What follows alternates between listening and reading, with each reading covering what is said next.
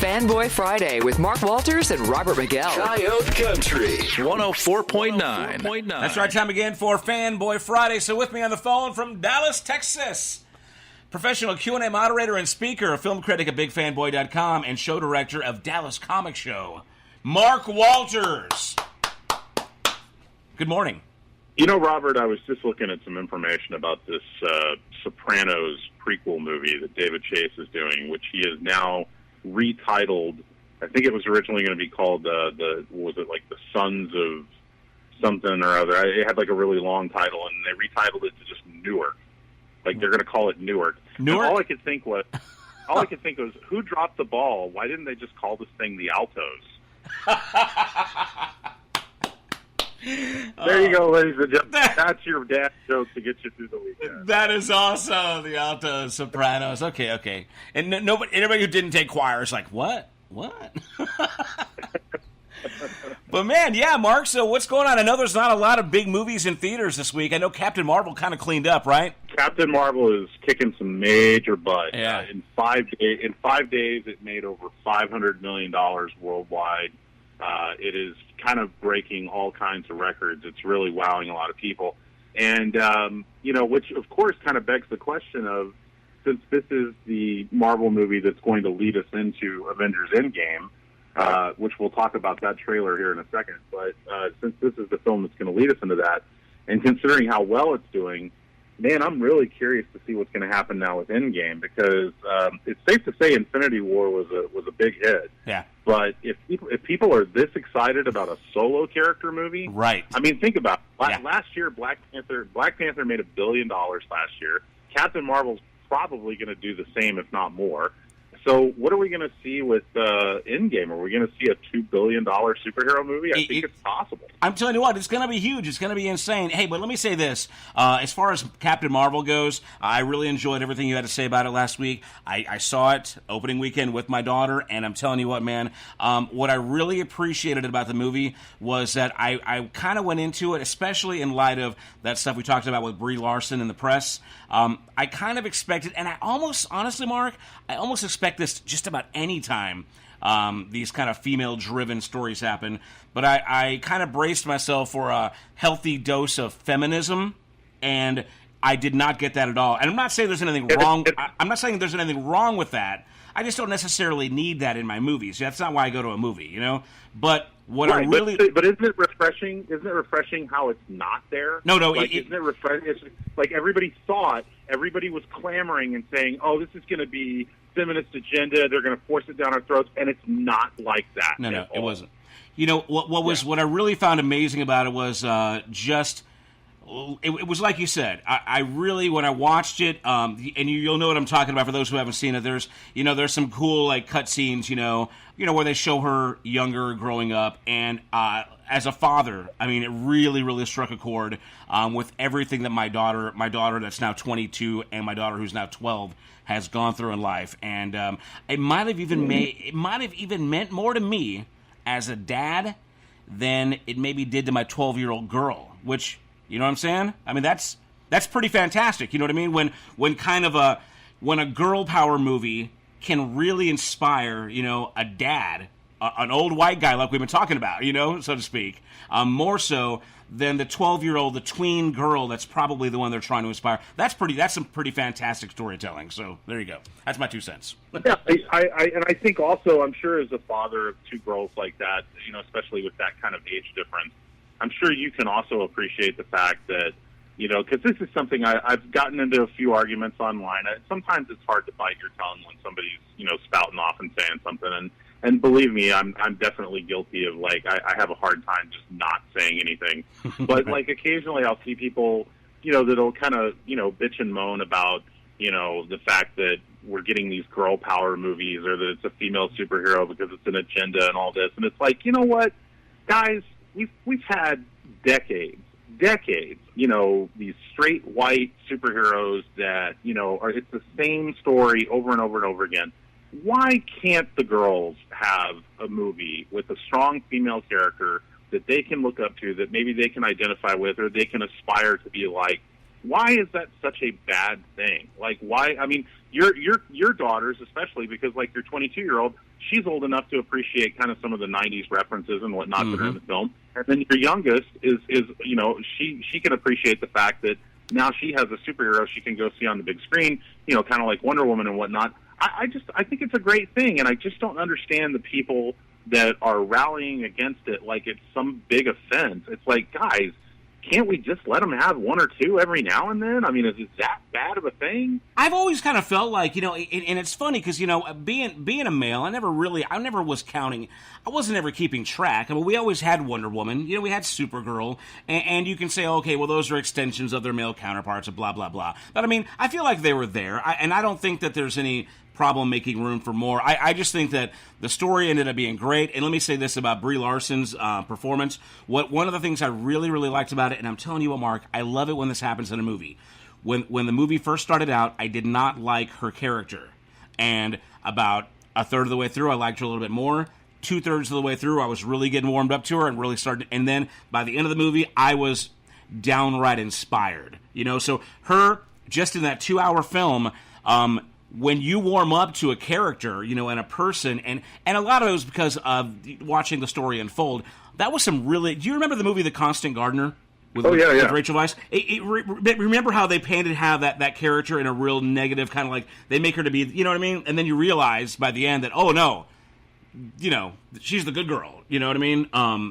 And I really appreciated the way they kind of...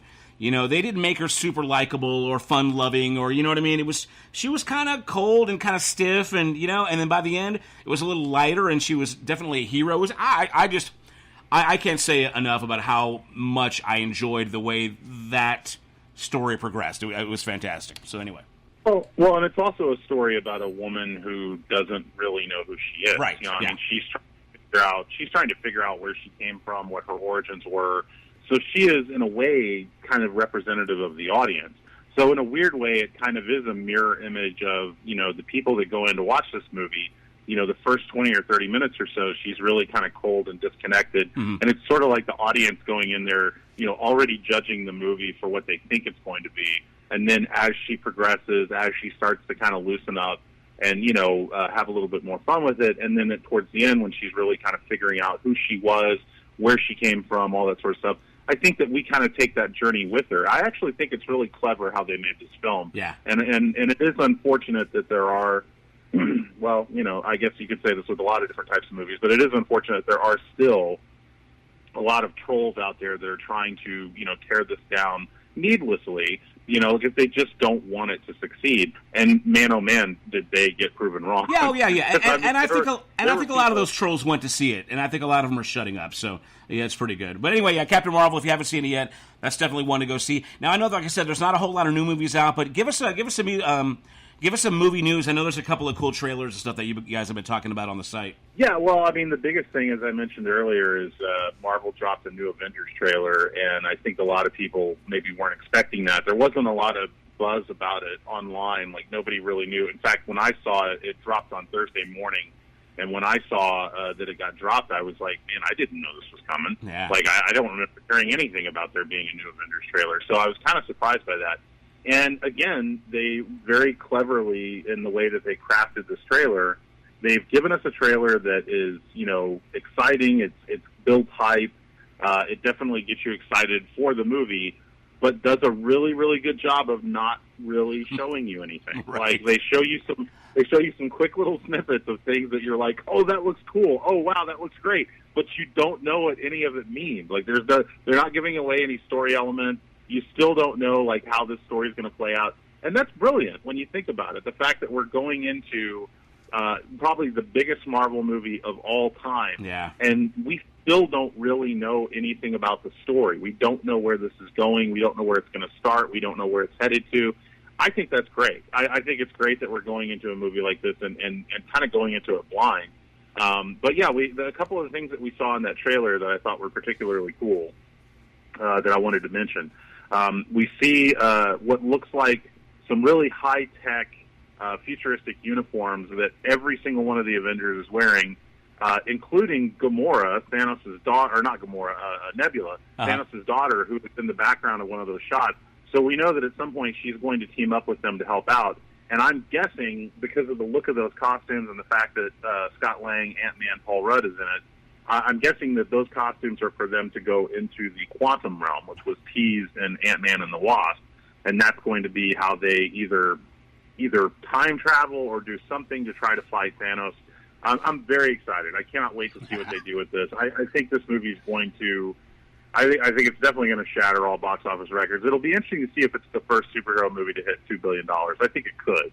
But yeah, I'm really excited, and I was very happy with that trailer. And I particularly appreciated how that trailer also kind of served as a reminder of where all of this came from. It showed us like little snippets from the original Iron Man movie, from the original Captain America movie, the original Thor movie, just sort of reminding you, like, you know, this is where it started, this is where we are now.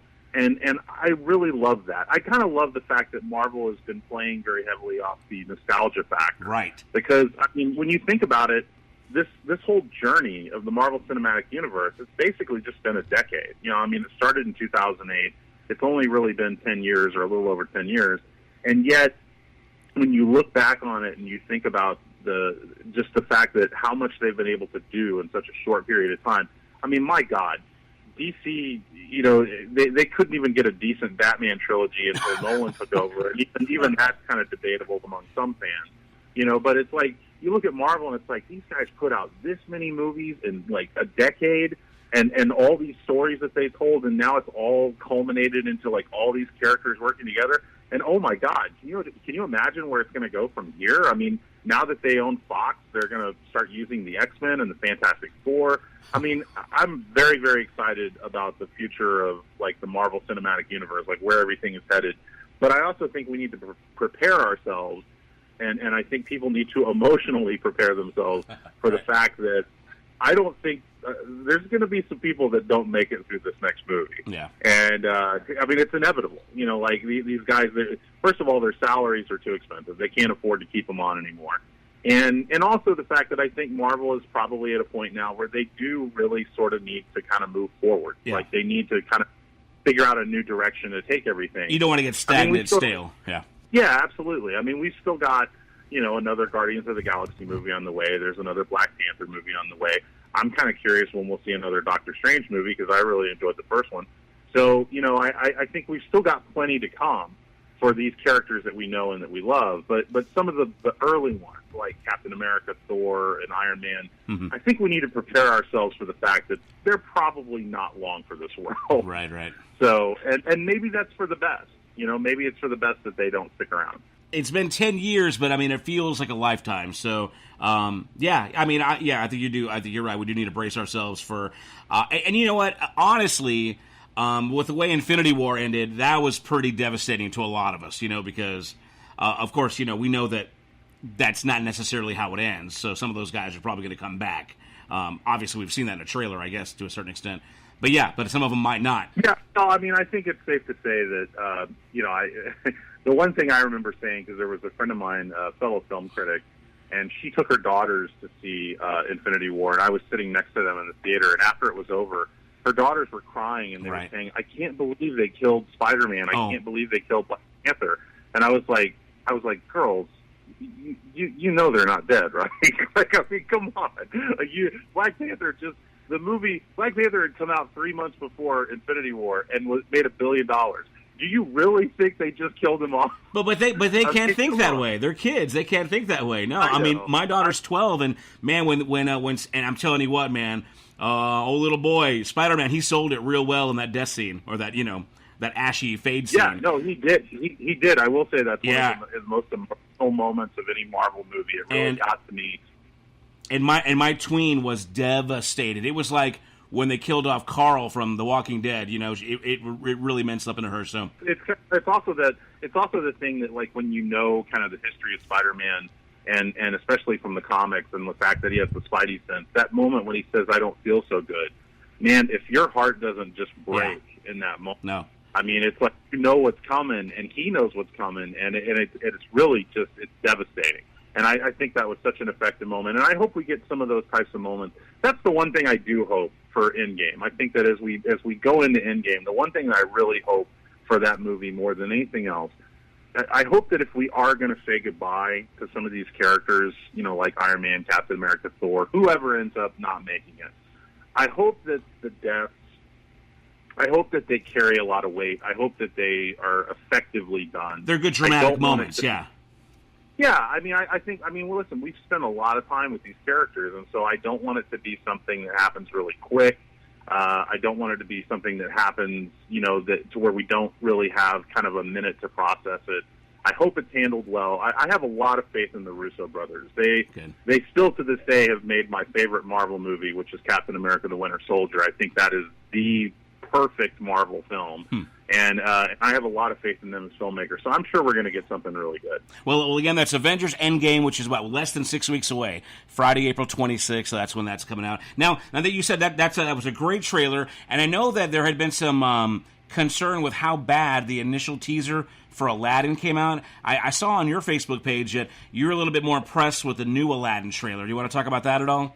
Well, I think the new trailer does a better job of selling the movie. I think one of the things that Disney was trying to do, and I get it, I get why they're doing this. I think that with the first couple of trailers, they were trying to keep it, they were really trying to make those just more traditional, like, teasers. Right. They didn't want to give away a lot of stuff. I think they, at one point in time, were maybe even hoping to not show the genie, so that it would be a surprise for the film and whatnot. But, sometimes that works, and sometimes it just makes people frustrated. And so they kind of caved into the pressure to say, okay, yeah, we'll show you the genie. And then the way they chose to show you the genie in the previous trailer really did not go over well. And so I think that, this new trailer is definitely an improvement. I still don't know that I'm 100% sold on it. For those who don't know, Will Smith is playing the classic genie character originally played by Robin Williams. Yeah. So what's your take on that so far, just from what you've seen? Will Smith, the Fresh Prince of Bel-Air, the genie in Aladdin. Well, man, I don't know how to respond to that, because I like Will Smith. I really do.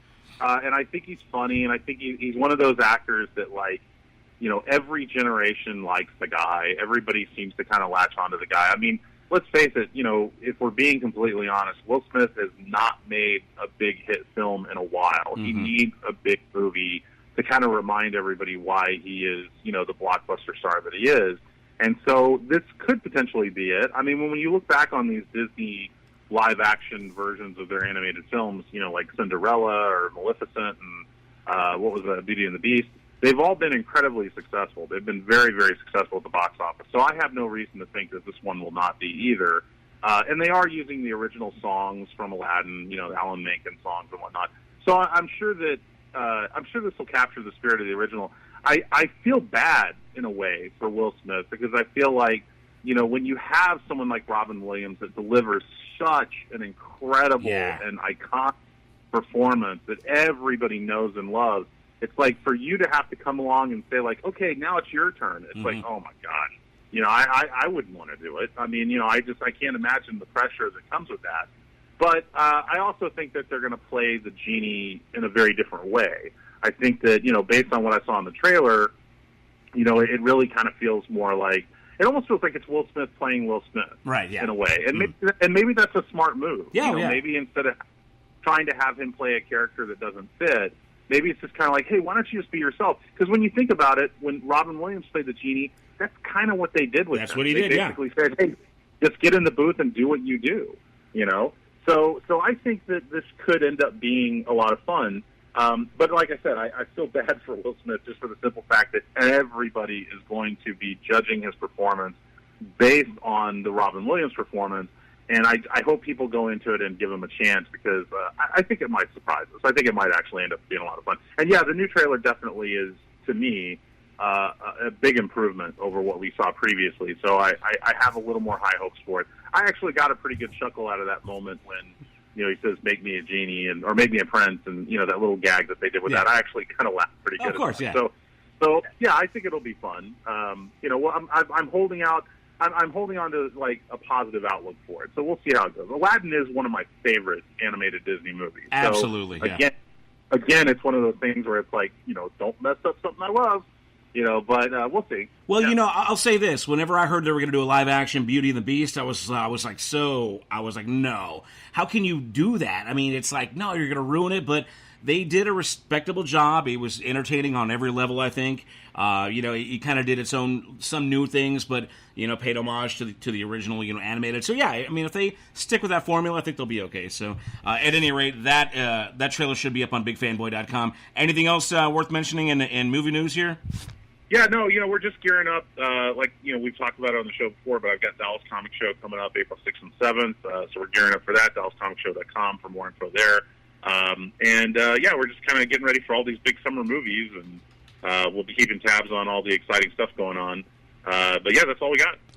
All right, man. Well, again, everybody go check out all the news and information, trailers, interviews, photos at BigFanboy.com. And let's give it up once again to professional Q&A moderator and speaker, film critic at BigFanboy.com, and show director at Dallas Comic Show, the one and only Mark Walters. Thank you, sir. Thank you, my man. Fanboy Friday with Mark Walters and Robert Miguel. Coyote Country 104.9.